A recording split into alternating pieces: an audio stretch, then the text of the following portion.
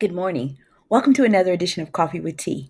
I'm your host, the amazing Tea Street. Today's coffee mug says, I have only one thing to do today. The other side says, follow him. This was a gift that came in the mail a few months ago, and I never did figure out who sent it to me. But good morning. I'm excited because today we're wrapping up a 12-part series, which I've never done on Coffee with Tea.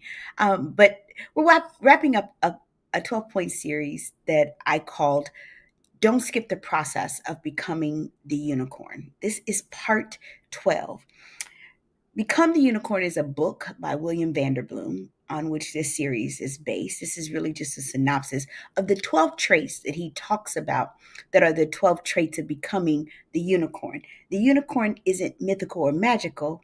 The unicorn in any setting is a person who is exceptional. And he gave us 12 traits to become the unicorn. And I'm going to just do a really quick synopsis of the ones we've covered: the fast, the authentic, the agile, the problem solver, the anticipator, the prepared, the self aware, the curious, the connected, the likable, the productive, and now, drum roll please, number 12, the purpose driven. People who are truly unicorns aren't people who are scattered, because they understand that the thing that really should, good morning, Deaconess Teresa, that should guide them is purpose. There's a good book written by Pastor Rick Warren called The Purpose Driven Life. And that was one of the books that really transformed how I thought about myself in the world. I had been chasing things that weren't purpose. And the moment I started focusing on purpose and becoming a purpose driven person, my life improved. And so it doesn't surprise me that number 12 of the traits to become the unicorn, the exceptional, is purpose driven. What does it mean to be purpose driven? Acts with a clear why aligned with your values. You always got to start with, what do I value? And then, based off of what I value, why am I here? Why am I here? I ask myself all the time, T, are you in alignment with the things that you value and why? Good morning, Jackie, and why you are here on the earth.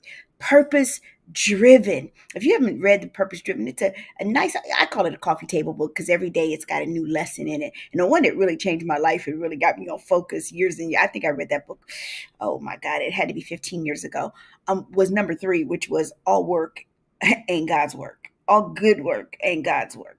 And so just because it's good work doesn't mean that's what God called you to. So do the thing that you're called to do. That's what it means to be purpose driven. And as you know, in this series, I've tried very hard to give you action steps, things to do, things that you can do to become more purpose driven. What is your personal mission statement?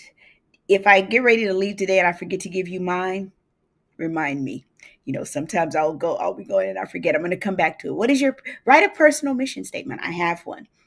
Align your goals with your purpose. If your purpose is to impact the lives of young people, but you spend all of your goals focused on adults, there's not an alignment. If your purpose is to come out of debt, but your goals are all about how many bags you can purchase, your goals are not aligned with your purpose. When I start meetings with purpose. I want to know, what am I going to get out of this meeting, whether I'm running it or whether I'm attending it, that is going to align with my purpose and give me more direction for accomplishing the thing for which I came to the earth.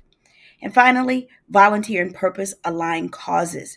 Can I tell you, I have a couple of people right now who are angry with me because they're asking me to either donate or volunteer for something that they're super passionate about.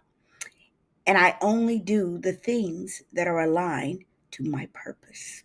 It doesn't mean that what they're seeking isn't good. And it doesn't mean that the cause for which they are working isn't good. It just means it's not my purpose. That could be their purpose, but it's not my purpose. For example, I generally donate to 3 causes. I donate to things related to education.